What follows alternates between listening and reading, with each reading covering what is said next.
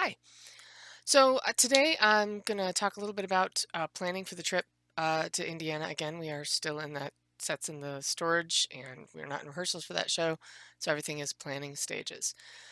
So here's the tricky bit at this point. So we've got a theater now. We're going to be at Parkside and we've got a date that we can be over there, which is March 23rd. I'm sorry, May 23rd.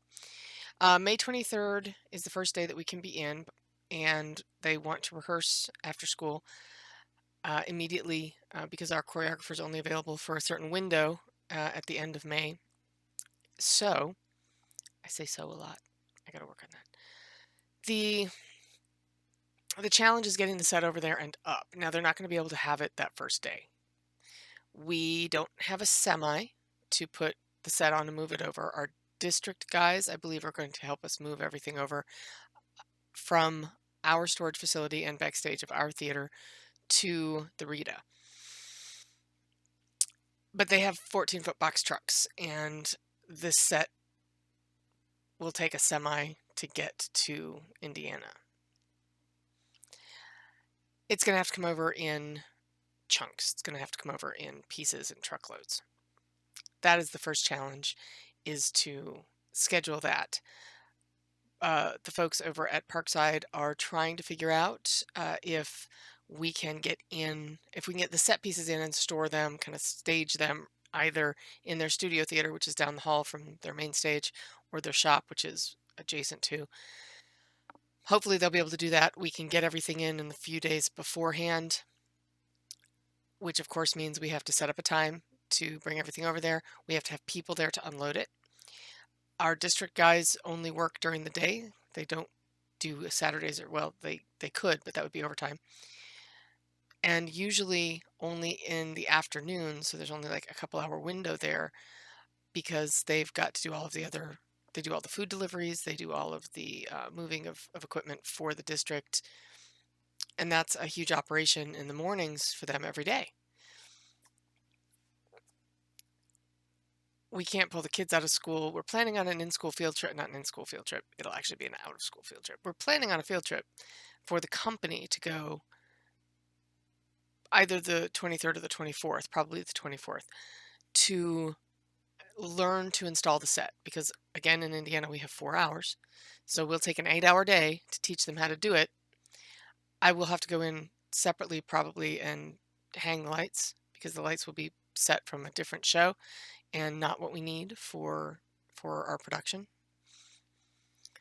We'll have to so we'll have to arrange that. That'll be another day, or me doing it in the evening after school. But I can't do it during rehearsals, so it's either going to be I take a couple days off work to go and get this done, or I spend 7 o'clock in the evening until X time. But that again is also up to the Ritas whether or not they want to have somebody there to babysit me, because it's not my building. So just like when we have things at the school, whatever it is, there's got to be somebody there. Custodian and administrator usually are there just to babysit the building. So evenings may not be available to me. I might have to take a couple days off of my teaching day to go and do lighting, which I'm fine with. I've done that before. We've done that before for shows. Just all of the stuff that goes into that, so that everything can get there be there for May 23rd, so that we can rehearse and get ready for the remount of the show.